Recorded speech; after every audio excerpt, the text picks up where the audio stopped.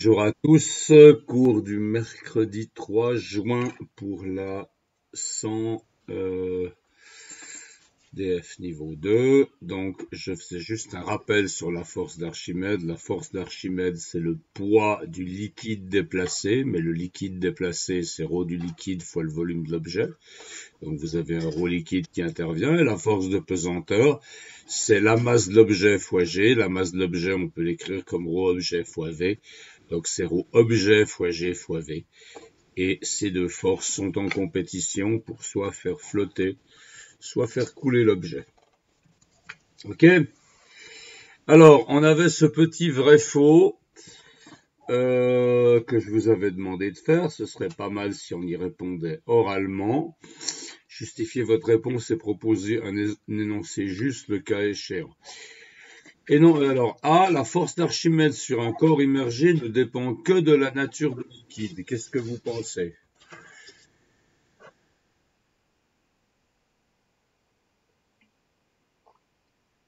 C'est tout ce que vous pensez? Hein? Il y en a combien qui ont ouvert leur micro? Ah, bon. Alors, c'est juste ou c'est pas juste? C'est faux. Pourquoi? Dis-moi pourquoi c'est faux. Dans ce genre de cas, c'est bien de se tourner vers la formule, comme souvent d'ailleurs. Hein. Alors, si maintenant tu écris la force d'Archimède, la formule, c'est ρ liquide fois G fois V. Ok. Donc, quand on dit la force d'Archimède sur un corps immergé ne dépend que de la nature du liquide, bah, c'est évidemment faux. Ça dépend pas que de la nature du liquide, c'est-à-dire de la masse volumique. Ça dépend aussi de la pesanteur locale. Donc, si on fait ça sur la Lune, la force d'Archimède n'est pas la même. Et puis, ça dépend aussi du volume de l'objet. Donc, on ne peut pas dire que ça dépend uniquement de la nature du liquide.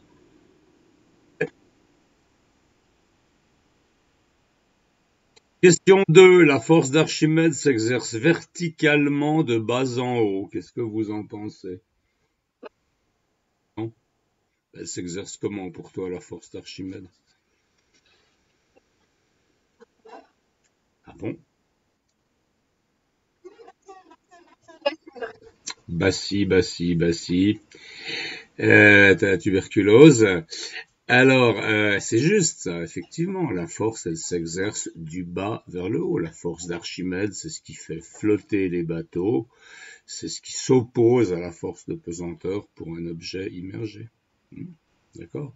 Donc, effectivement, elle s'exerce verticalement du bas en haut.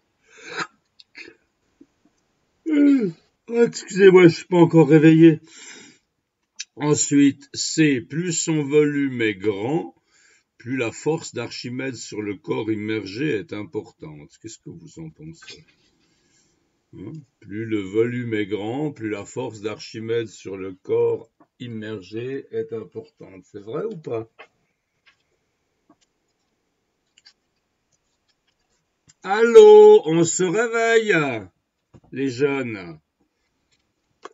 Hein? C'est vrai ou pas? Ouvrez un peu vos micros, là. C'est le dernier cours. Faut quand même que je vois quelque chose. Hein? Y a qui? Vous avez tous fermé vos micros. Ouvrez vos micros. Allez. Alors, vous voulez que je vous donne les réponses comme ça vous amuse? Je ne peux pas utiliser mon micro. Il n'y a pas de problème. Si tu peux pas, tu peux pas. Hein? Alors, on revient là. Plus son volume est grand, plus la force d'Archimède sur le corps immergé est importante. Bah évidemment, puisque la force d'Archimède, elle dépend du volume. Hein? Donc la force d'Archimède, c'est ρ liquide GV. Et donc, ça c'est vrai. Plus le volume est grand, plus la force d'Archimède est importante. Ok? Ça va? Vous me parlez un petit peu? Ah, la force d'Archimède sur un corps ne peut jamais être supérieure à la force de pesanteur de ce corps. qu'est-ce que vous pensez de ça?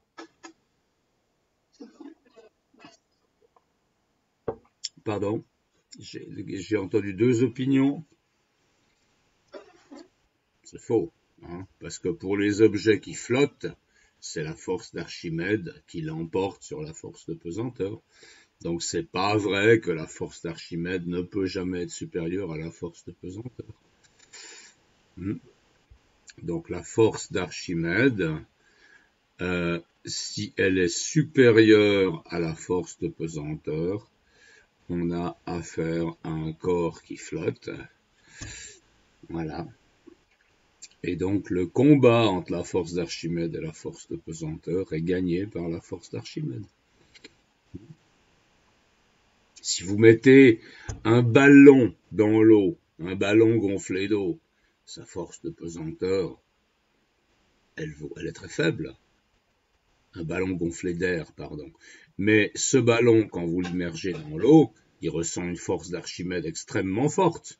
Okay, donc si vous prenez un ballon comme ça dans l'eau, vous allez avoir une force d'Archimède qui est ρ OGV, et puis une force de pesanteur qui est ρ RGV. Hein, donc vous allez avoir une force d'Archimède beaucoup plus grande.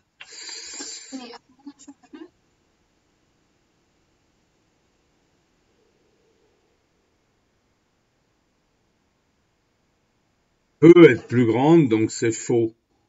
Ok, donc cette affirmation-là est fausse, parce que ça vous dit que la force d'Archimède ne peut jamais être supérieure à la force de pesanteur, et c'est pas vrai. Et puis le E, il existe au moins un liquide sur lequel un boulon en acier flotte. Ah ah. Je vous ai montré la vidéo? Ou je vous l'ai pas montré? Non. Alors qu'est-ce que vous en pensez déjà? Pour que un boulon en acier flotte, il faut quoi pour le liquide? Hmm.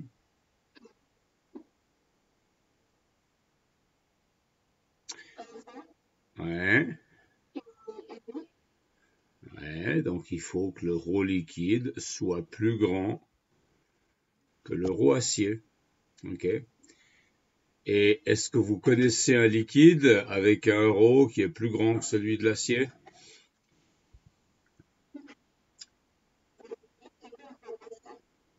7800 et des brouettes.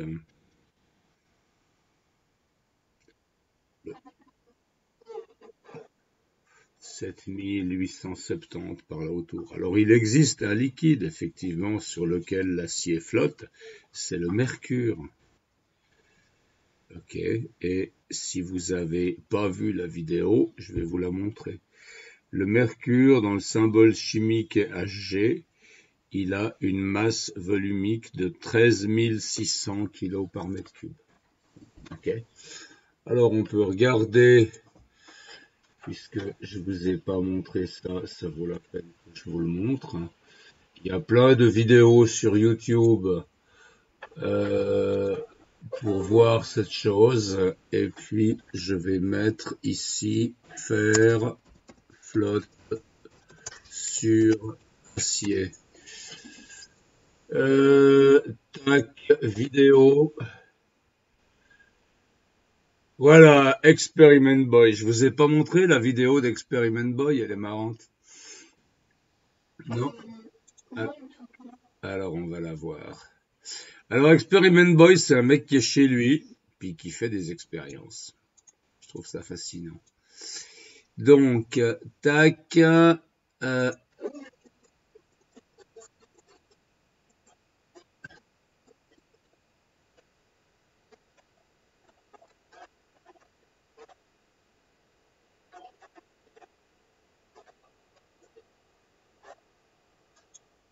Voilà, donc je ne sais pas si vous entendez le son correctement.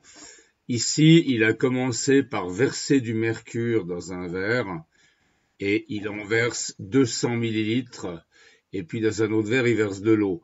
Vous voyez que les 200 millilitres d'eau, ça a une masse d'environ 200 grammes Et puis, vous voyez que les 200 millilitres de mercure, ça a une masse de 2,7 kg. D'accord? Donc c'est extrêmement lourd le mercure. Vous verrez que si vous essayez de soulever ce verre, vous allez être très surpris parce que au lieu d'un poids de 200 grammes auquel vous vous attendriez comme ça parce qu'on a l'habitude d'avoir de l'eau dans des verres, on a un poids de 2,7 kg. C'est vraiment saisissant la masse volumique du mercure. Ok? Alors maintenant, on va regarder, il va mettre des objets en métal sur le mercure et puis on va voir si ça flotte ou ça coule.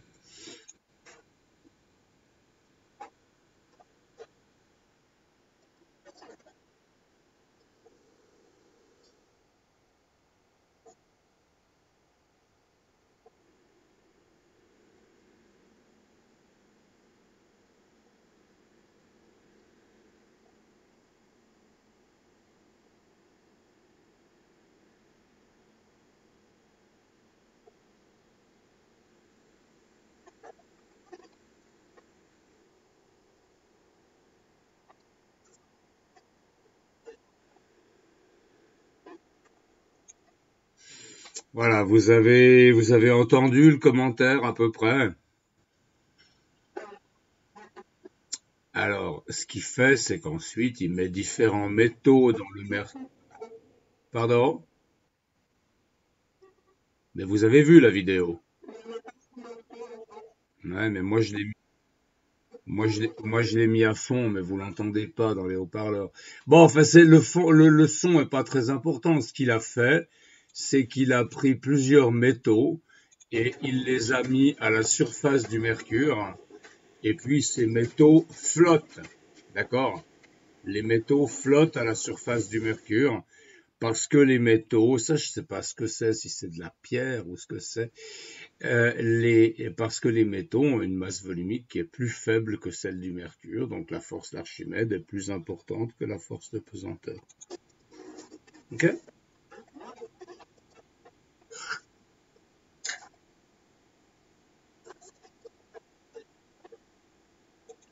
Voilà, et là vous avez vu le dernier truc qu'il met dans le mercure, c'est du plomb. Alors le plomb, c'est un métal qui a une masse volumique autour de 11 000, donc ça a une masse volumique élevée, mais pas aussi élevée que celle du mercure. Donc ça flotte quand même, ça flotte moins bien que le fer, mais ça flotte quand même. Ok?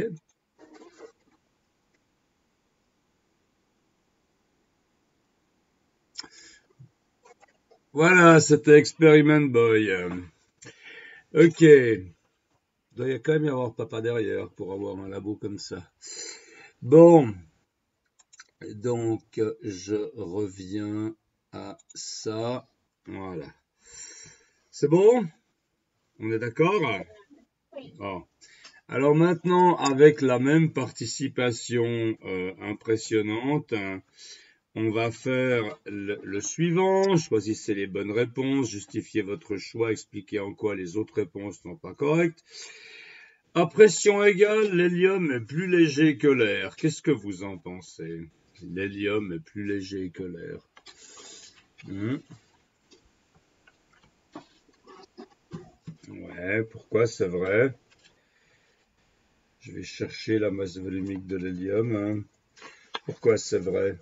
La masse volumique de l'air, c'est combien? Vous savez ça? Ah, la masse volumique de l'air, culture générale, c'est 1,3 kg par mètre cube. D'accord? 1,3 kg par mètre cube aux conditions normales de température et de pression, c'est-à-dire à une température de 20 degrés et pression d'une atmosphère, en gros. L'hélium, c'est fait avec des atomes qui sont plus petits, ok? C'est un gaz, mais un gaz d'atomes légers. Et si je prends ici, alors je suis pas dans la bonne page de cette table, hélium, voilà. Si je prends la masse volumique de l'hélium gaz, ok, ça me donne 0,178 kg par mètre cube. Ça, c'est le rho de l'hélium. Ouais, bah oui, bien. Et qu'est-ce que tu penses, hein? C'est mignon que tu demandes si c'est un lien. Ok? C'est exactement ça.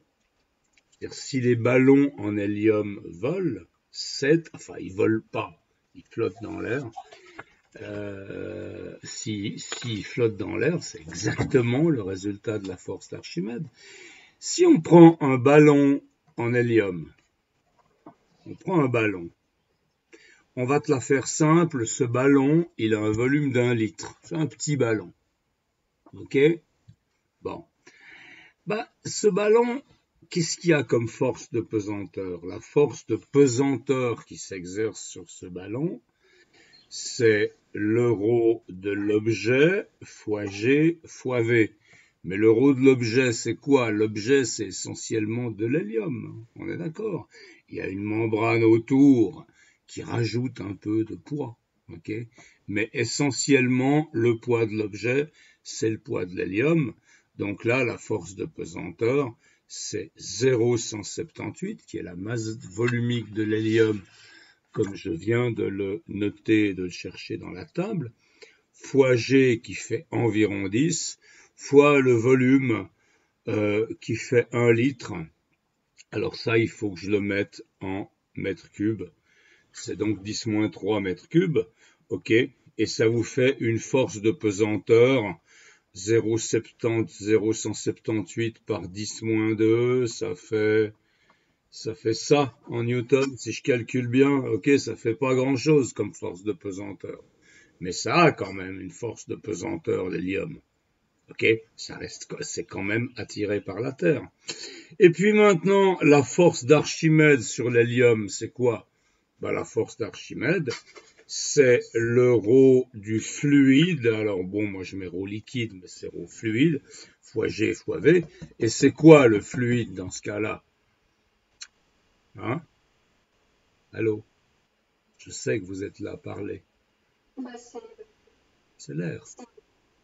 C'est l'air. Voilà. Donc la force d'Archimède, c'est 1,3 qui est la masse volumique de l'air, fois 10, fois un volume qui est aussi de 10-3. Donc ça nous fait du 1,3 par 10-2. Ça fait 0,013 newtons. Évidemment, c'est des petites forces parce que j'ai pris un tout petit ballon. Ok? Mais vous voyez qu'on a clairement une force d'Archimède vers le haut qui est en gros 10 fois plus importante que la force de pesanteur vers le bas. Donc c'est pas pour rien que les ballons gonflés à l'hélium, ils s'envolent. Les ballons gonflés à l'hélium, s'ils s'envolent, c'est uniquement grâce à la force d'Archimède.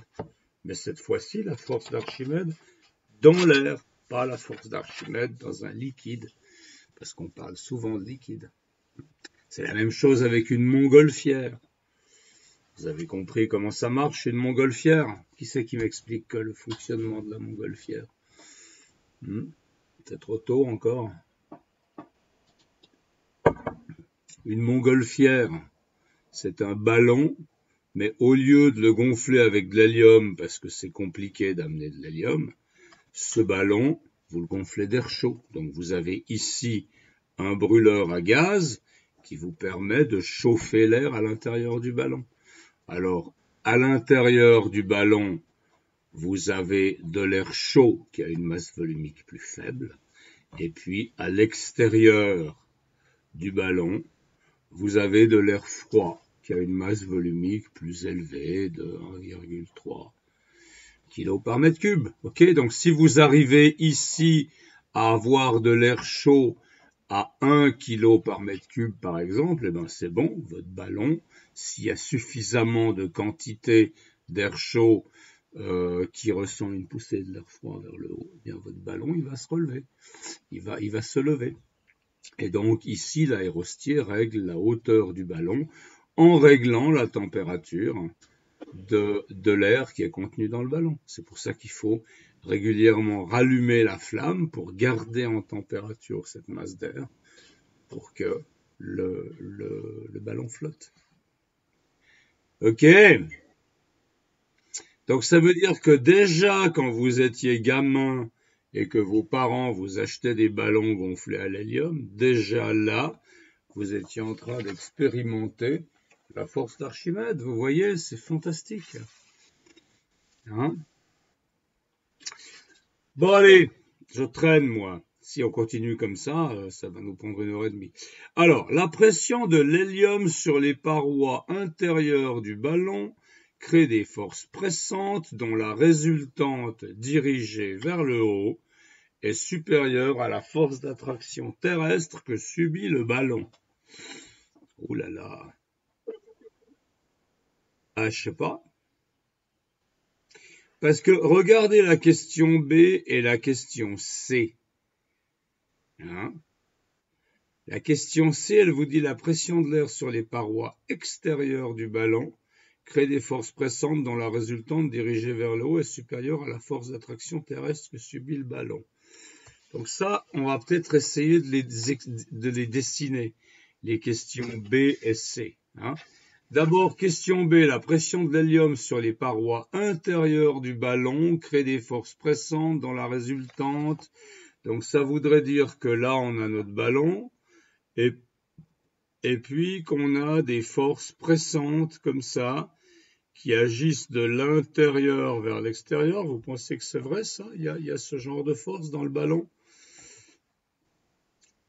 Hein? Oui, il y a ici à l'intérieur du ballon, il y a de l'hélium. Cet hélium est à une certaine pression.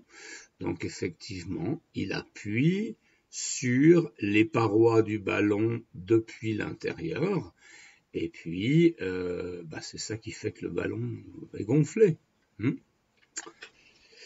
Ça, c'est une des explications, c'est la question B. Maintenant, la question C, la pression de l'air sur les parois extérieures du ballon. La pression de l'air sur les parois extérieures du ballon crée des forces pressantes dont la résultante dirigée vers le haut est supérieure à la force d'attraction terrestre que subit le ballon. Qu'est-ce que vous en pensez? C'est quoi qui est correct de ces deux affirmations? Qu'est-ce qui cause la force d'Archimède? C'est la différence de pression externe ou une éventuelle différence de pression interne? Je pense que c'est plutôt. Oui, c'est ça, ok? Ça n'a pas d'influence. Par contre, ici, vous avez des forces extérieures qui agissent sur le ballon, et comme on avait vu, la pression au sommet du ballon, elle est légèrement plus faible que la pression en bas. Pourquoi? Parce que le bas du ballon, il est immergé sous plus de gaz que le haut. Okay? Donc il y a une différence de pression entre le bas et le haut de l'objet, et cette différence de pression, elle correspond exactement à la force d'Archimède. C'est exactement ça. La force d'Archimède, c'est la différence de pression.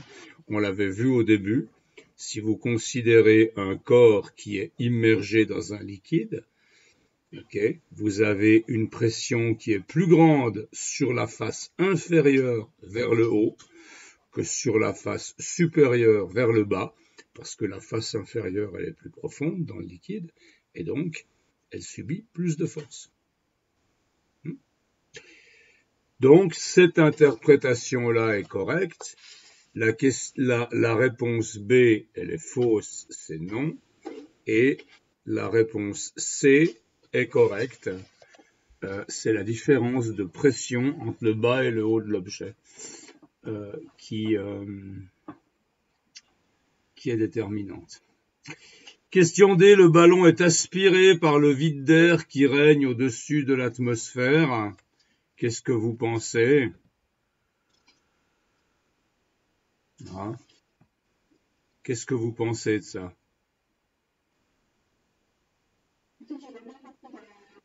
le ballon est aspiré par le vide d'air qui règne au-dessus de l'atmosphère. En gros, ça veut rien dire. Ok. Le ballon, il n'est pas aspiré par le vide d'air. Le ballon, il monte simplement parce qu'il est plus léger, parce qu'il contient un gaz qui est plus léger que l'air. C'est pas parce qu'il est attiré par le vide d'air qui règne au-dessus de l'atmosphère. Le ballon, il monte toujours par rapport à l'air. Bon, allez, il faut qu'on grouille un peu parce que là, on a mis un de ces temps pour faire ces exercices-là. Pourquoi le gaz carbonique se met-il toujours... Alors, attendez, là, je suis où? Pourquoi le gaz carbonique se met-il toujours en dessous de l'air dans une cave, par exemple? Vous savez ça? Vous savez que c'est dangereux, le gaz carbonique? Et comment ça, en dessous de l'air? Bah, c'est-à-dire que si par exemple, tu travailles au fond d'un puits, hein, supposons que tu as construit un puits chez toi, que ce puits fait 10 mètres de profondeur, et puis qu'aujourd'hui c'est plein de feuilles au fond du puits, et puis que tu es descendu nettoyer ton puits. Alors ça c'est quelque chose de très dangereux. Ok, essayez de ne pas faire ça. Il y a des drames qui arrivent régulièrement, genre le père de famille qui va au fond du puits pour réparer un machin, pour rattacher le seau, pour faire je sais pas quoi, et puis il en revient plus jamais. C'est des choses qui arrivent, c'est des choses dramatiques qui arrivent. Qu'est-ce qui se passe dans un puits d'une certaine profondeur? Eh bien, vous avez le gaz carbonique, le CO2, qui s'accumule au fond du puits. Et pourquoi est-ce que le CO2 s'accumule au fond du puits? Eh ben voilà, il a une masse volumique plus élevée que l'air. Donc l'air, c'est 1,3 kg par mètre cube.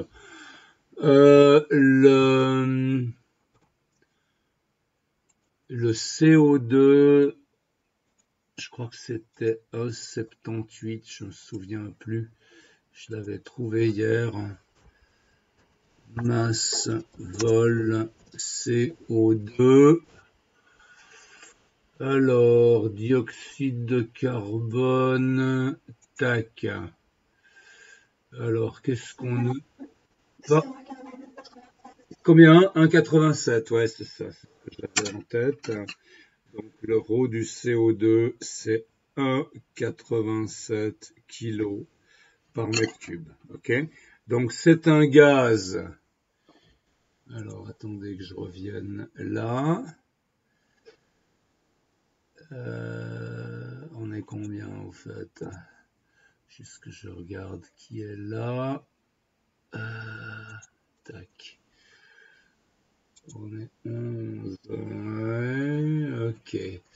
Alors, je reviens à ça. Voilà. Donc, le CO2 a une masse volumique de 1,87.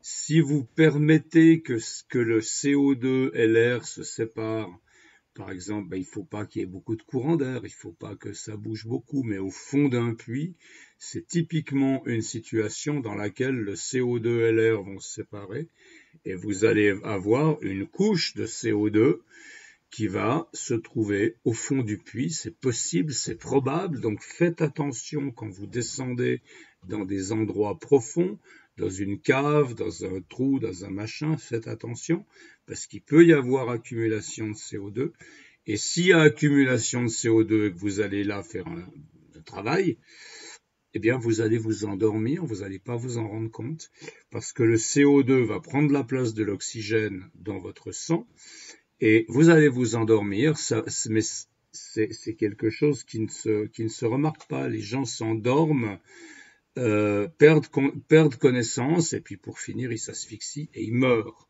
Ok? Donc faites attention. Pardon? C'est genre quoi? Oui, c'est horrible. Je me souviens que j'avais lu il y a quelques années un fait divers dans un journal. les gamins étaient dans la piscine, madame s'occupait de la cuisine ou je sais pas quoi, et monsieur était descendu dans le puits pour réparer Dieu sait quoi. Eh bien, monsieur, il est jamais ressorti de son puits, donc sa femme l'a cherché, puis après elle a appelé les flics, et puis après, évidemment, le dernier endroit où ils sont allés regarder, c'est le puits, et ils ont trouvé le mari mort à l'intérieur du puits. Donc, quand vous travaillez sur un puits, n'oubliez pas d'abord de signaler que vous le faites, et puis ensuite de faire en sorte que l'air soit brassé, que vous n'ayez pas une accumulation de CO2. Voilà, bon, je suis extrêmement lent ce matin, donc car ρ CO2 égale 1,87 kg par mètre cube, ce qui est beaucoup plus grand que le ρR qui est 1,3 kg par mètre cube. Ok. Pourquoi est-il dangereux de travailler au fond d'un trou profond? Ben, ça, je viens de vous le dire, à cause de l'accumulation de CO2. Connaissez-vous la grotte du Chien près de Naples? Alors, on va pas passer 3 jours là-dessus. La grotte du Chien près de Naples, c'est un endroit où vous avez une source naturelle de CO2 et puis vous avez une accumulation de ce CO2 à un endroit de la grotte. Et on s'en est aperçu parce que justement un gars est venu à la grotte et puis son chien qui était plus bas que lui, plus près du sol, il est mort. Et il s'est demandé pourquoi le chien était mort. Il a compris que c'était à cause du CO2. Ok, on va en revenir à des exercices un peu plus, un peu plus proches de l'expérience, ok? Et on a cet exercice-là. Alors faites attention, c'est des petits quiz, c'est un peu comme des petits casse-têtes chinois, et c'est assez intéressant, ok? On veut vous faire réfléchir à la force d'Archimède. Donc vous avez une balance ici, et cette balance, elle est équilibrée, c'est-à-dire 21. C'est la page d'après, bêtement. Ok? Donc vous avez une balance qui est en équilibre, et d'un côté de la balance, vous avez un morceau de fer ou de plomb, de l'autre côté de la balance, vous avez un morceau d'aluminium. Mais la balance est équilibrée. D'accord? Si la balance est équilibrée, ça veut dire que la masse de fer qui est là est égale à la masse d'aluminium qui est ici, on est bien d'accord, parce que la distance est la même, c'est une balance à plateau. Ok? Donc on a une masse de fer qui est égale à la masse d'aluminium pour que la balance soit équilibrée. Et maintenant, on baisse cette balance, on baisse les deux côtés, elle est en équilibre, et il y a le fer qui va finir dans l'eau et l'aluminium qui va finir dans l'eau aussi. Comment va se modifier l'équilibre de la balance? Qu'est-ce que vous pensez? Est-ce qu'elle va rester équilibrée? Est-ce qu'elle va descendre du côté de l'aluminium ou est-ce qu'elle va descendre du côté du fer?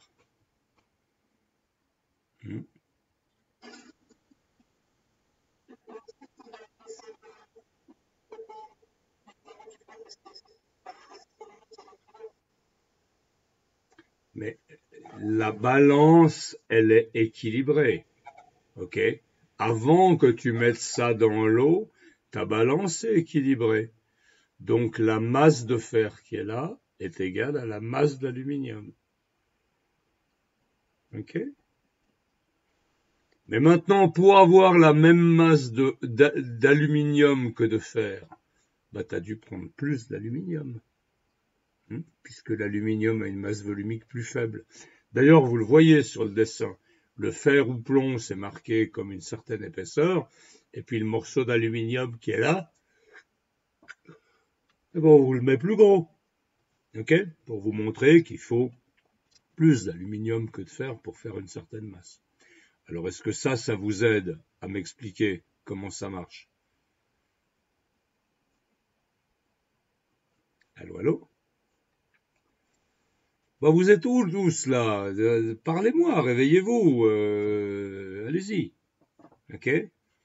Donc ici, on a la même masse de fer et d'aluminium, mais La masse, c'est ρ fois le volume. Donc ça, c'est ρ aluminium fois le volume d'aluminium.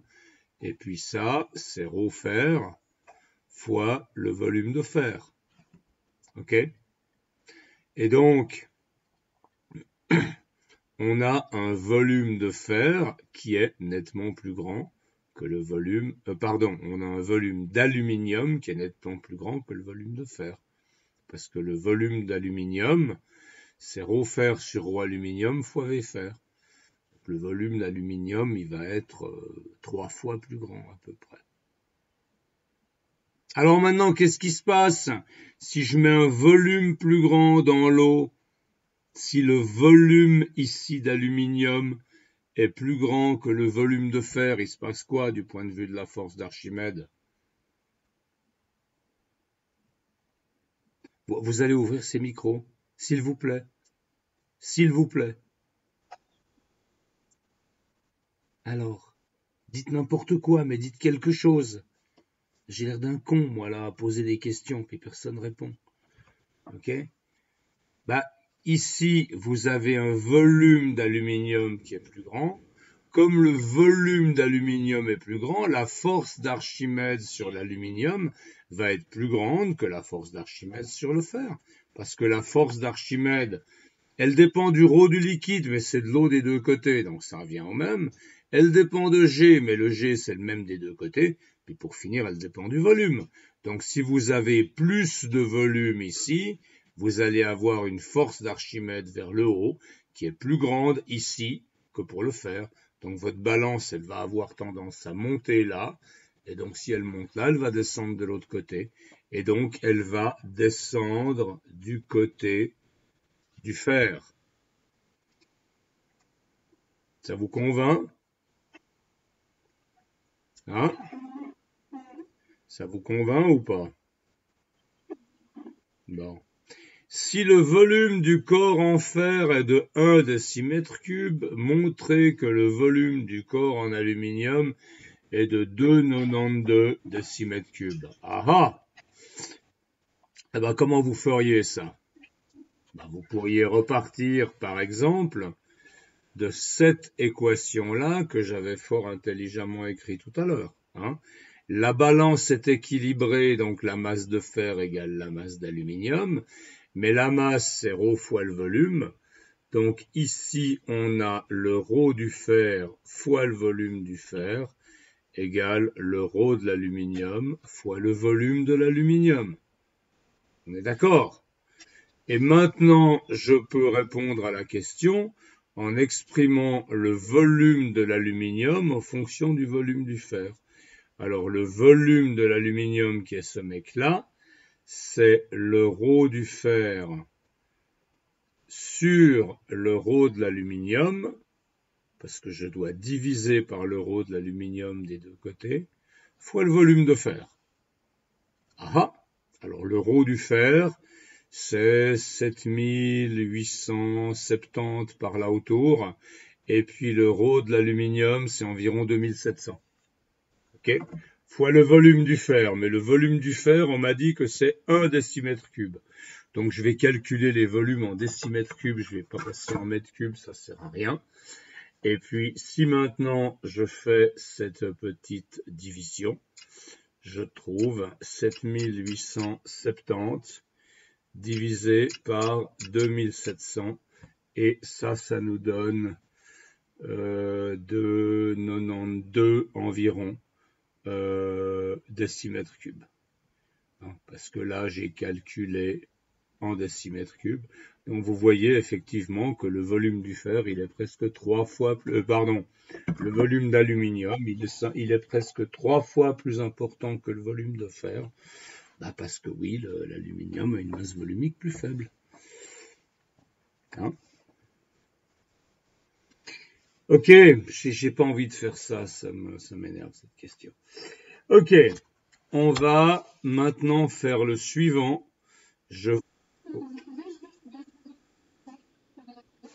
Ah oui, oui, bien sûr. Merci. Il n'y a pas de souci.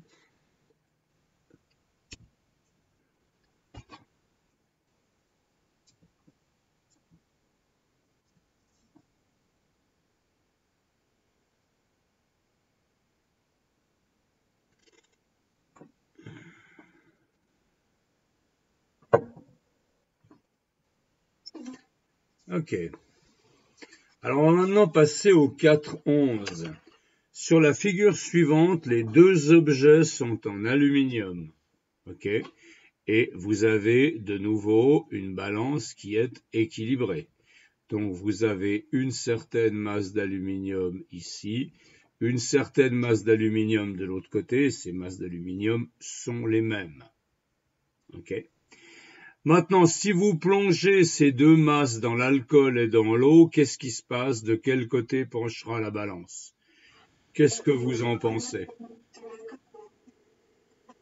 On est d'accord que le rho de l'alcool, c'est 917 kg par mètre cube.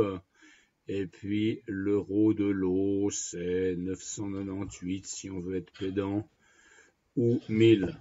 Ok? Donc qu'est-ce que ça veut dire? Si le rho de l'alcool est plus faible, ça veut dire quoi?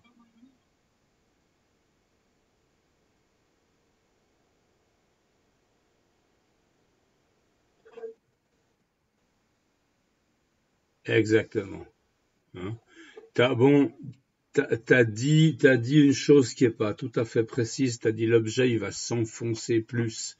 Il va pas s'enfoncer plus. Il va de toute façon aller au fond de l'eau ou de l'alcool, le bout d'aluminium. On est d'accord. Mais il va flotter encore moins bien dans l'alcool que dans l'eau. Ok? Parce que la force d'Archimède, c'est ça. Ok? Donc effectivement, la force d'Archimède, elle est donnée par cette masse volumique-là. Hein. Maintenant, la force d'Archimède, ici, c'est ρ alcool GV. Hein, ça, c'est la force d'Archimède 1, on va dire. Et puis, la force Archimède 2, c'est ρ OGV. Donc, c'est clair que la force d'Archimède 1 dans l'alcool, elle est plus faible que la force d'Archimède dans l'eau, parce que l'alcool porte moins les objets que l'eau. Ok. Donc la force d'Archimède dans l'eau va être plus grande et effectivement, la balance va descendre du côté où on a l'alcool. Qui c'est qui frappe son micro? Ah, voilà. Non, non, non, non, laisse-le ouvert, mais il faut juste pas lui foutre des coups, quoi. Quel est le volume minimum d'un bloc de bois de masse volumique 0,800 kg par décimètre cube capable de supporter un homme de 70 kg sur l'eau? Ah ah. Alors ça, c'est un type de problème un peu nouveau que vous n'avez pas encore eu. Ok? Ça veut dire que vous avez un bloc de bois et ce bloc de bois, on vous demande quel est son volume minimum pour qu'il puisse supporter un homme de 70 kg. Donc là, vous avez un homme de 70 kg. Et puis, vous voulez le volume minimum. Si vous voulez le volume minimum, ça veut dire que vous voulez le volume pour lequel votre radeau, il va juste flotter. Okay? Et s'il flotte juste, bah, ça veut dire qu'il flotte comme ça à la surface de l'eau en étant totalement immergé à la limite de coulée. Ok? Alors, bah, comment est-ce que vous allez déterminer le volume de ce bloc de bois?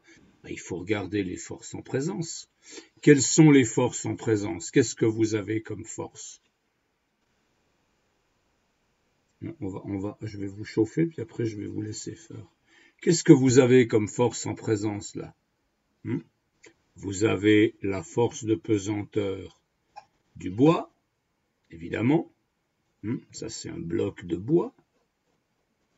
Vous avez la force de pesanteur de l'homme, parce qu'évidemment, s'il se met sur le bois va devoir supporter sa force de pesanteur. Et puis, vous avez la force d'Archimède due à l'eau. Et si vous exprimez ces trois forces et que vous exprimez un équilibre des forces, vous devriez arriver à résoudre cet exercice. Vous voulez qu'on essaye de le faire ensemble? Vous voulez essayer de le faire? Hmm.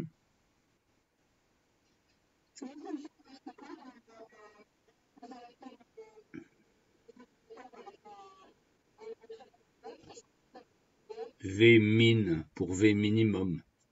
Parce que ce qu'on cherche à calculer dans l'exercice, c'est le volume minimum. Puis vous avez une certaine masse volumique de bois. Vous voulez essayer de le faire ou je le corrige et puis voilà. Ok. Alors je vous laisse un petit moment. Moi, je vais me faire couler un café et puis je reviens. Et puis on corrige. Ça vous va? Oui. Mais ce serait bien qu'il y ait un poil plus de micro ouvert. Allez, je vais faire un café, j'arrive.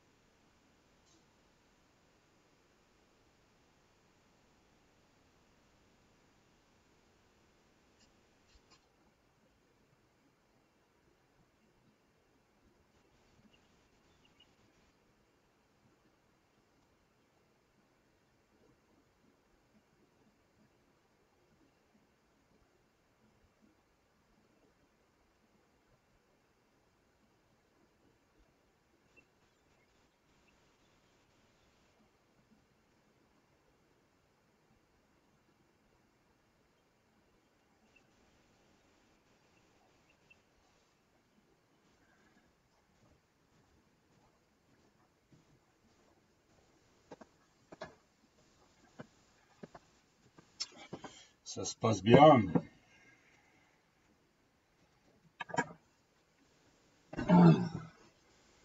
Alors, on fait cet exercice. Hein? Vous avez essayé de résoudre? Allô?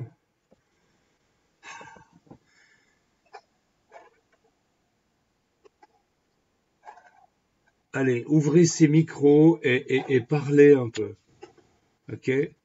Donc, on a le bloc de bois qui est... Alors, je vais refaire le dessin ici. On a la surface de l'eau. On a notre bloc de bois. Et on a notre gaillard qui est posé là-dessus. Ok? Et puis, qu'est-ce qu'on a comme force en présence? Eh bien, on a la force de pesanteur du bois, bien sûr, qui est dirigée vers le bas. On a la force de pesanteur de l'homme qui est aussi dirigée vers le bas et dont il faudra bien tenir compte parce que le bois doit supporter cette force de pesanteur. Et puis, on a la force d'Archimède du bois. On n'a évidemment pas de force d'Archimède de l'homme parce que l'homme, il n'est pas dans l'eau. Hein? Bon, il n'est pas dans l'eau, il est dans l'air, donc il ressent une force d'Archimède de l'air, mais la force d'Archimède de l'air est négligeable, donc on ne va pas en tenir compte. Okay? Et au niveau des équations, ça veut dire quoi? Ça veut dire que les forces vers le bas s'équilibrent avec les forces vers le haut. Alors écrivons-le. Les forces vers le bas, c'est la force de pesanteur de l'homme, plus la force de pesanteur du bois. Et puis, les forces vers le haut, il n'y en a pas 36, c'est la force d'Archimède qui s'exerce sur le bois. C'est-à-dire, la force d'Archimède de l'eau, c'est mieux que si je le mets comme ça que la force d'Archimède du bois. Ok? Donc, On en est où? On en est à cette équation-là. Cette équation-là, c'est l'équation d'équilibre des forces. C'est celle qui nous dit somme des forces est égale à 0. D'accord?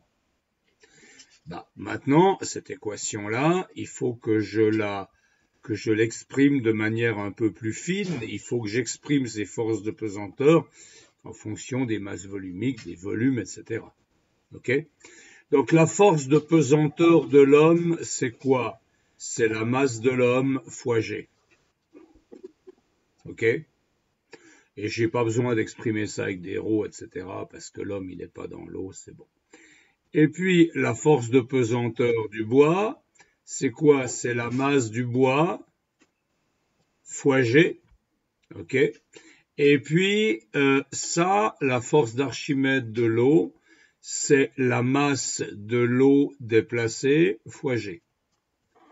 On peut écrire ça comme ça. D'ailleurs, on se rend compte que de tout ça, G est indépendant. Tiens, je l'avais jamais fait encore comme ça. Ok? Mais ça veut nous dire que donc la masse de l'homme plus la masse du bois doit être égale à la masse de l'eau déplacée. Alors voyons. On continue. La masse de l'homme, elle doit donc, on a dit que la masse de l'homme plus la masse de bois, mais la masse de bois, c'est quoi? C'est le ρ de bois fois le volume de bois. On est d'accord. La masse, c'est ρ fois le volume. La masse de bois, c'est le ρ de bois fois volume de bois. Ça doit être égal à la masse d'eau déplacée. La masse d'eau déplacée, c'est le ρO fois le volume du bois. Parce que qu'est-ce qui a déplacé l'eau? C'est le bois. Donc le volume en question, c'est le volume de bois. Et puis c'est la masse d'eau déplacée, donc c'est le ρ de l'eau qui vient jouer là. Ok? Alors maintenant, on a bientôt fini, on a bientôt résolu le problème. Parce que ce qu'on vous demande, c'est le volume d'un bloc. Donc ce qu'on vous demande, c'est le V bois. C'est ça que vous cherchez. D'accord? Et votre V bois, vous pouvez le mettre en évidence. Vous pouvez passer le V bois à gauche. Ok, ça va vous donner quoi? Ça va vous donner V bois fois ρ bois moins ρO, hein, parce que ce ρO V bois, je l'ai fait passer à gauche. Et ça, ce sera égal à moins la masse de l'homme. Il faut que je fasse attention parce que j'ai passé ça à gauche et ça à droite. Ok?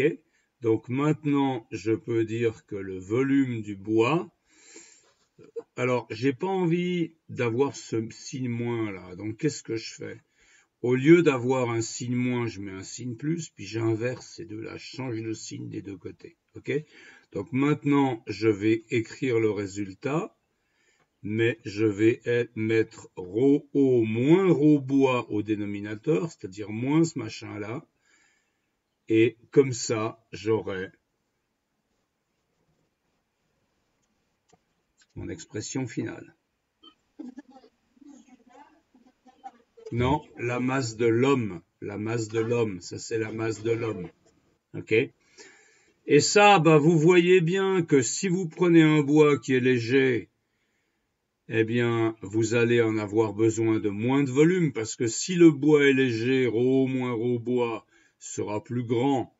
Et donc, si vous divisez la masse de l'homme par quelque chose de plus grand, vous aurez un volume plus petit. Et puis, si vous utilisez un bois qui a une masse volumique élevée, il en faudra plus. Ok? Et nous, dans l'exercice, on a des données. On vous dit que le bois a une masse volumique de 800 kg par mètre cube. Ah. Alors, écrivons ça. Donc, on a 70 la masse de l'homme, divisé par ρO 998 moins le ρ bois. Et là, on a un bois à 800 kg par mètre cube. Ça doit être du chêne ou un truc comme ça. C'est pas du sapin, parce que le sapin, c'est plus léger. Alors, on a 998 moins 800. Je divise fois 70 et ça me donne 0,35 et l'unité, évidemment, c'est des mètres cubes. J'ai fait le calcul dans l'autre sens, ça vous dérange? 0,35 mètres cubes de bois. Alors, est-ce que c'est raisonnable? 0,35 mètres cubes. 0,35 mètres cubes, c'est par exemple un morceau de bois de 1 mètre de large, 1 mètre de long, et puis 35 cm de hauteur. Alors oui, intuitivement, ça a l'air de le faire. Ok, ou alors c'est 1 mètre fois 2 mètres sur une hauteur de 16 et quelques centimètres. Ok, ça a l'air de le faire.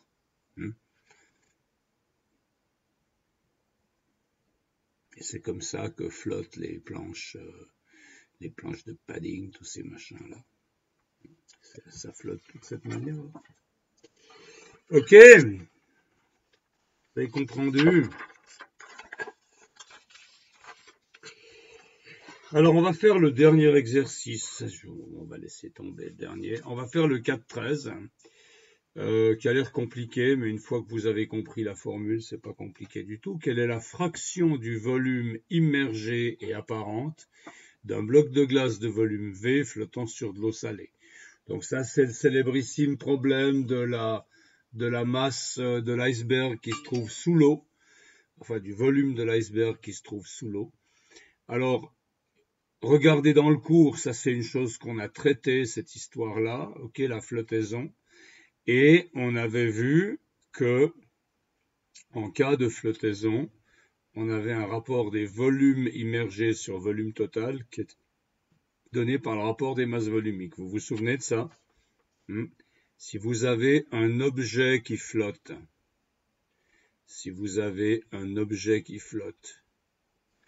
cet objet flotte à un certain niveau. Donc, il y a un volume total et puis il y a un volume qu'on appelle immergé. D'accord? Parce que l'objet n'est pas entièrement immergé. Les objets qui flottent, quand ils arrivent à la surface, ils se stabilisent à une certaine hauteur par rapport à la surface. Okay? Donc, qu'est-ce qu'on a comme force qui agisse? On a une force de pesanteur, et la force de pesanteur, c'est ρ bois fois G fois V, et ici, c'est le volume total qui compte. On est bien d'accord que la force de pesanteur, c'est la masse de bois fois G. La masse de bois, c'est ρ bois fois tout le volume de bois. Si vous voulez avoir toute la masse du bois, vous devez prendre tout le volume. Ok? Et puis, vers le haut, vous avez maintenant une force d'Archimède qui s'exerce. Et cette force d'Archimède, elle s'égale à la force de pesanteur dont je devrais faire des flèches de la même longueur. Cette force d'Archimède, elle vaut ρO fois G fois V'. Fois V', enfin, ce que j'ai appelé ici le volume immergé, pas prime. Ici, je l'ai appelé le volume immergé, dans le cours, on l'appelle V'. Okay, c'est le volume immergé qui donne lieu à la force d'Archimède. La partie qui n'est pas immergée dans l'eau, elle ne contribue pas à la force d'Archimède, elle ne contribue pas à déplacer de l'eau. Et maintenant, vous avez une égalité entre ces deux forces. C'est-à-dire que le ρO, G, V' ou immergé, comme vous voulez, c'est égal au ρ bois fois G fois V. Okay? Et puis on voit tout de suite que ça ne dépend pas de G. Donc le volume immergé sur le volume total est égal à le volume immergé sur le volume total est égal au ρ du bois sur le ρ de l'eau. Ok? Ça, c'est ce qu'on avait fait dans le cours. Et c'est la formule que vous avez, qu'en principe, vous auriez pu appliquer directement. Enfin, je voulais essayer d'aller un peu au-delà. Voilà. Donc, quelle est la fraction de volume immergé? On va calculer ça. Alors, maintenant, il faut qu'on se mette dans notre exercice.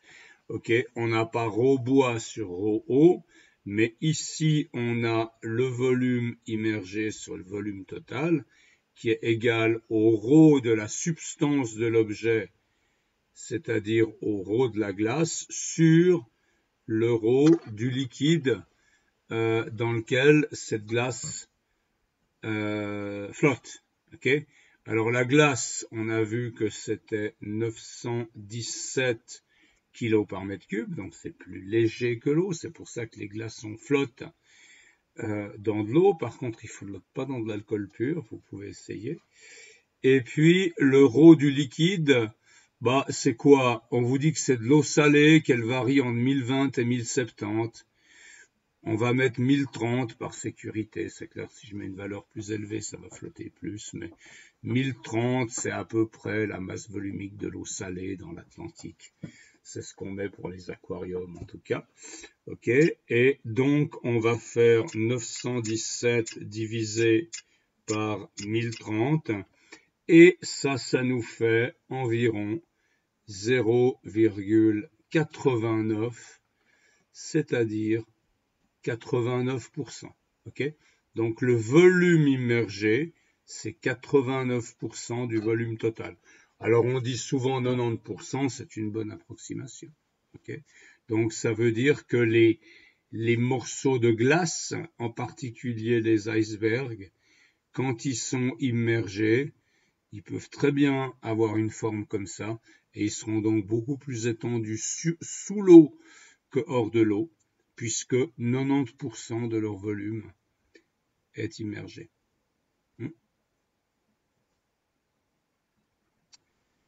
Voilà. Vous avez des questions? Non. C'était un peu mou comme cours aujourd'hui, c'était un peu calme, vous parliez pas beaucoup. Mais bon, voilà, on a fini le programme, on a fait les exercices sur la force d'Archimède, donc j'espère qu'il vous en restera quelque chose l'année prochaine, et puis j'espère que vous passerez un bon été, puis qu'on se reverra en pleine forme en septembre.